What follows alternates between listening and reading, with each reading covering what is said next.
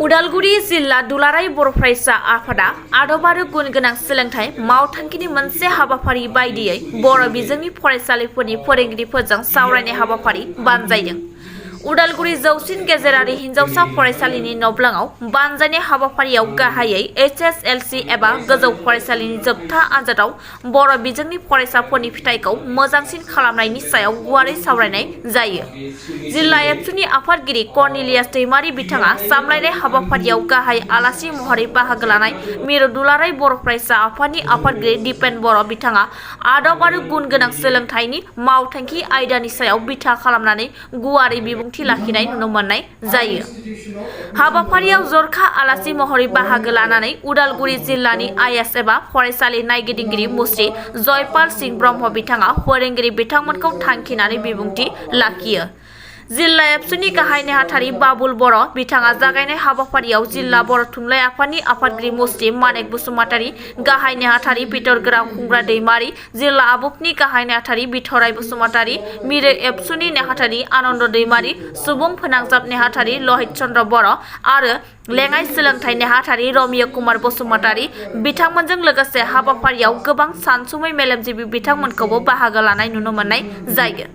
बेलासे 1:30 रिंगानिफ्राय बानजायनाय हाबाफारियाव उदालगुरि जिल्लानि सिङाव थानाय गासै गं 37 बर' बिजोंनि गोजौ आरो जौसिन गेजेरारि फरायसालिफोरनि गाहाय फोरोंगिरि, गोरायुं आरो लेङाइ फोरोंगिरि गासै 300 फोरोंगिरि बिथांमोना हाबाफारियाव बाहागो लायो। नंगौ, दिनै उदालगुरि जिल्ला दुलाराय बर' फरायसा आफाद आरो उदालगुरि जिल्ला सोलोंथाइ बिफान आइएसनि हेफाजाबाव जथायै उदालगुरि जिल्लानि सिङाव थानाय गासै मोन 37 हाइ स्कुल आरो हाइ सेकेन्डारि स्कुल लोगोसेनो माखासे प्राइभेट आरो भेन्सार स्कुल थाबाय, बिथांमोन गासैखौबो लानानै बर' बिजोंनि हाइ स्कुलनि फोरोंगिरिफोरखौ लाना जोङो दिनै मोनसे सावरायमेल जों लादोंमोन। गिबि थांखि हिसाबै बे मेलखौ लानायनि उद्देश्यआनो जाहैबाय जे जोंहा खर' सायाव मेट्रिक आनजाद जोंहा फैगासिनो दङ। दा बे हिसाबै बिनि प्रिपेरेसननि बागै जों एसे दिनै सावरायनाय जादों। बोरै माबायदि प्रिपेरेसन जानानै दङ जोंनि फोरोंगिरिफ्रा आरो फार्दार मा प्रिभेन्टिभ मेजार्स आरो माने फरायसाफोरनो मोनसे गुन गोनां सोलोंथाइ प्लास माने बिथांमोना माने HSLC आनजादाव बोरैहाय मोजां मार्क लानानै उथ्रिसारनो हागोन बिनि बागै जों गुवारै सावरायदों आरो बे सावरायनाया खोब मोजां जालांदों आरो आसा खालामदों दिनैनि बे सावरायनायनि गेजेरजों उदालगुरि जिल्लायाव मोनसे मोजां फिथाइ थायगोन होनना जों मिजिंथिदों। आरो दिनैनि बे सावरायनाय हाबाफारियाव गाहाय आलासि महरै बाहागो लाफैदोंमोन दुलाराय बर' फरायसा आफादनि मानगिरि आफादगिरि सार बिथाङा आरो जथेस्थ'खिनि नांगौ माने जिखिनि इन्सपिरेसनेल माखासे बाथ्राफोरखौ बिथाङा बुंलांबाय आरो जोङो नुदों जे दिनैनि बे हाबाफारिनि गेजेरजों जेसेबांखिनि फोरोंगिरिफ्रा प्राय 300निबो सायाव दिनै बे हाबाफारियाव बाहागो लाफैदोंमोन आरो बयबो जथेस्थ'खिनि सन्तुष्ट बे हाबाफारिनि गेजेरजों आरो बयबो मोनसे जानजि खाफ्रादों फैबाय थानाय मेट्रिक आनजादखौ मोजां मोनसे फिथाइ थायहोनायनि मोनसे स्पिरिटजों खामानि मावनो थाखाय जानजि खाफ्रादों आरो बे हिसाबै जोङो आसा खालामनो हायो जे देग्लाय बोसोराव मेट्रिक आनजादाव निस्सय उदालगुरि जिल्लायाबो मोनसे मोजां फिथाइ लाबोगोन। जिल्लानि सिङाव गोबां बेबायदि फरायसालिफ्रा दिनै थैलांनो हमबाय। दा बेफोरनि सायावबो नोंथांमोननि डिमान्डआ माबायदि दासिमाव फकाससिम? नंगौ, दिनै गोबां फरायसालिफ्रा मेनलि जानो हागौ बेयाव माने जोंनि पपुलेसन जिथु बार्थ रेट बेबो एसे खमिदों, बेखौबो जोङो डिनाय खालामनो हाया। खिन्थु माखासे मानि जोंनि गार्जेनफोर बे प्राइभेटाइज मोनसे मेन्टेलिटि मोनसे मेन्टेल मेकआप खालामनानै दिनै गावबागाव फरायसाफोरखौ बा गावबागाव माने गथ'फोरखौ जिहेतु बयबो सोलोंथाइ बिथिङाव एसेबाबो हजागता फैबाय, बयबो मोजां मोनसे सोलोंथाइ होनो गावनि गथ'खौ इच्छा खालामो। दा बे हिसाबै माने थांनाय समफोराव जोंनि जिखिनि बर' बिजोंनि फरायसालिफोरनि थासारिया खोब मोजां नङामोन। जे सम बायदि बिजाब मोनामोन नांगौ बायदि फोरोंगिरिबो गैयामोन नो डाउट दाबो खोब बेबायदि नांगौ बायदि गैया थेवबो जोङो दायो दुलाराय बर' फरायसा आफाद हिसाबैबो माखासे 0 सिंगेल टिचार आरो नांगौ बायदि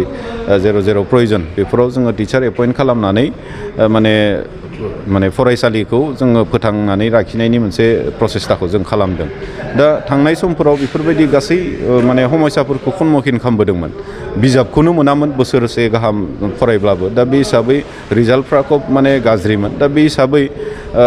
मोनसे बैनिनो मोनसे इम्पेक्ट होननानै आं सानो जे माने दिनै गार्जेनफ्रा माने गभर्नमेन्ट स्कुलफोराव होनो एसे माने गोब्राब खालामो खिन्थु दिनै आं खावलायगोन साफ्रोमबो गार्जेनफोरखौ थांनाय समनि परिबेसा एसे आलादामोन खिन्थु दिनैनि तारिखाव बर' मिडियामनि परिबेसाबो जथेस्थखिनि इमप्रुभ जाबाय दा नांगौ बायदि समाव बिजाब मोननायनि मोनसे सुबिदाया दा जाबाय ओमफ्राय बयबो मोनदों बहाबा जुदि एसे एनै मोनाखैब्लाबो बेखौ जों एबसु हिसाबैबो जों माने बेखौ मोनहोनायनि बेबस्थाखौ खालामदों उइदिन ए उइक माने हप्ता 1.5 हप्तानि गेजेराव जों मोनहोनायनि बेबस्थाखौबो खालामदों दा बे हिसाबै आगोलनि कम्पेरिजनाव दिनै जथेस्थखिनि माने सोलायनाय मोनसे फैदों दा बे हिसाबै गार्जेनफोरखौ आं खावलायगोन जाहाथे बर' बिजोंखौ माने फोथैनायनि जि मोनसे स्टेट गभर्नमेन्टनिफ्राय हरजन्त्रबो निस्सय दोङो बेयाव दा बेफोर गासैखौबो माने जोङो माने गैया खालामलांनो नांगोन आरो खालामनांगौबा जोंनि गार्जेनफ्रा जोंनि अभिभाबकफ्रा एसे माने आगोलनि जि मोनसे साननाय जे बर' मिडियामाव फरायनानै रावबो मेट्रिक पास खालामनो हाया मानसि जानो हाया बेफोरखौ जोङो गारनांगोन आरो प्राइभेट स्कुलखौ जोङो माने दोनथ'नानै गावबा गावनि न' उसुं सेरावनो थानाय जोंनि गभर्नमेन्ट स्कुल एलपि स्कुलफोराव जोंनि गथ'फोरखौ होनांगोन दा बे हिसाबै माने आं खावलायगोनसो जोंनि गार्जेनफोरखौ आरो जोंनि बर' मिडियामखौ बर' बिजोंखौ जों फोथांनानै लाखिनांगन दिनैथ' स्टेट गभर्नमेन्ट हिसाबै गोबां माने जोंनि फरायसालिफोरखौ एमेलगेमेसन मार्जार खालामनायनि माने एसे माबायाव दङ दा बे हिसाबै खिन्थु जों दुलाराय बर' फरायसा आफाद हिसाबै मिरु आफादा गोबां बे बिथिङाव सरकारजों जिखिनि माने डिबेट खालामनांगौ खालामदों आरो बे हिसाबैनो दिनै थांनाय समाव जोङो बोसोरनै जोङो मोनसे सम खानानै मोनदोंमोन जे बे बोसोरनैनि गेजेराव माने स्टुडेन्ट इनरलमेन्टखौ बारायनो नांगौ मार्जार माने बे बोसोरनैयाव कुनु पयदे जानाय नङा बे मोनसे माने एसुरेन्सखौ स्टेट गभर्नमेन्टनिफ्राय मोनदोंमोन नाथाय दिनै आरोबाव बेखौ एक्सटेन्ड खालामबावनानै आरोबाव फैबाय थानाय 3 बोसोरा कुनु बर' मिडियामा मार्जार जानाय नङा बे बाथ्राखौ मोनसे एसुरेन्सखौ होदों दा बे हिसाबै बर' बिजोंखौ फोथांना लाखिनांगौनि थाखाय दुलाराय बर' फरायसा आफादा जिबायदि खामानि मावदों बेयावहाय साफ्रोमबो रायजो राजा अभिभाबकफोरा आं हेफाजाब खालामनो आं खावलायदों सानजाहा जिथु बिटिआरनि सिमा बेयो 47टा गामिया हाबसनबाय आरो बेबो जोंनि नैबे उदालगुरिया बे बिथिङाव जादों बे उदालगुरि जिल्लानि थाखाय फर टेम्परारिबाबो बहुत माने गोजोननायनि मोनसे बाथ्रा जे गोलाव सम बर' हारिनि गेजेराव मोनथाम सुक्ति जालांबाय मोनथाम सुक्तिनि मादाव मोननै सुक्ति सिगां जालांबाय बेवहाय खिन्थु जाय जिल्लाफ्रा जाय बर' रायजो राजाफ्रा आलादा रायजोनि थाखाय माने नांथाब नाजाबोबाय सनितपुर बिश्वनाथ आरो गोबां दङ बिथांमोनखौ जोङो थांनाय समफोराव जों मोनफानो हायाखैमोन थिसनफानो हायाखैमोन खिन्थु बिटिआर माने गोरोबथानि गेजेरजों दिनै सनितपुरनि फार्स्ट खोलोब हिसाबै 47टा गामिया थिसनजाबाय गभर्नर नटिफिकेशनबो जाबाय दा आरो बेयाव जों उदालगुरि जिल्लायावनो बिथांमोनखौबो दिनै सरजाबनानै होबाय दा बे हिसाबै जोङो सनितपुर आरो बिश्वनाथ बाखि जाय 47टा गामि दिनै थिसनजाबाय बिथांमोनखौ जों उदालगुरि जिल्ला हिसाबै जों बरायदों खोब गोजोननाय जों बावहरदों आरो बिथांमोननिखौ जों मोनफालांबाय थागोन बेखौनो मिजिंथिदों आरो आसा खालामदों बेजों लोगोसे जे जिखिनि आरोबाव थाबावनाय गामिफोर दङ बेफोरबो थाबैनो थिसनजागोन जिहेतु माने गभर्नमेन्टआ जिखिनि माने मोनसे कमिटमेन्ट होदोंमोन बे कमिटमेन्टखौ मोनफा मोनफायै मावफुंलांबाय थादों दा बे हिसाबै जोङो आखा खालामनो हायो खोब माने एसे एनै डिले जादोंबाबो माने सुक्तिनि जिखिनि दफाफोर बेखौ इमप्लिमेन्ट खालामनायाव थेवब्लाबो जालांगोन जाफुंगोन आरो सनितपुर बिश्वनाथ हिसाबै जिखिनि बर' मेजरिटि थानाय ओनसोलफोर बे गासैबो थाबैनो थिसनजागोन आं बेखौनो मिजिंथिदों। नोंथाङा गोबां खेब बेबायदि सांग्रांथियारि हाबाफारि मावदों आरो लोगोसे जोंहा मेट्रिक आनजादा फैगासिनो दं। माबायदि सांग्रांथि? दिनै दुलाराय बर' फरायसा आफाद उदालगुरि जिल्ला बिथांमोननि दैदेननायाव जोङो बर' मिडियाम सेक्सननि जेसेबां फरायसालिफोर दङ बे फरायसालिफोरनि फोरोंगिरि आरो लोगोसे हेडमास्टार हेडमिस्ट्रेस बिथांमोनखौ लिंहरनानै दिनै मोनसे सावरायमेल जानानै थाङो आरो बेहाय जोङो फैगौ मेट्रिक आनजादाव जाहाथे जोङो उदालगुरि जिल्लानिफ्राय मोजाङै फिथाइ मोननो हायो बेखौ नोजोर बोनानै जों गोबां बिथांखि लानाय जादों। बे गिबि थांखियानो जाहैबाय जे जोंनि गासैबो फोरोंगिरि बिथांमोनखौ जों खावलायदों जाहाथे बिथांमोना फरायसाफोरखौ बजबनानै लायो आरो बिथांमोना जाहाथे न'खर न'खर गिदिंथिंनानै जायफोर फरायसा फरायसुलिफोरा फरायनायाव एसे दुरबल एबा बांद्राय मोजां नङा बिथांमोनखौ जाहाथे हेफाजाब होयो बिनि थाखाय जोङो दिनै बे फोरोंगिरि बिथांमोनखौ खावलायदों आरो जोंनि फोरोंगिरि बिथांमोनाबो जोंखौ मदद होगोन होननानै जोङो दानि जितु मानगोनां बड'लेण्ड टेरिटरियेल काउन्सिलनि चिफ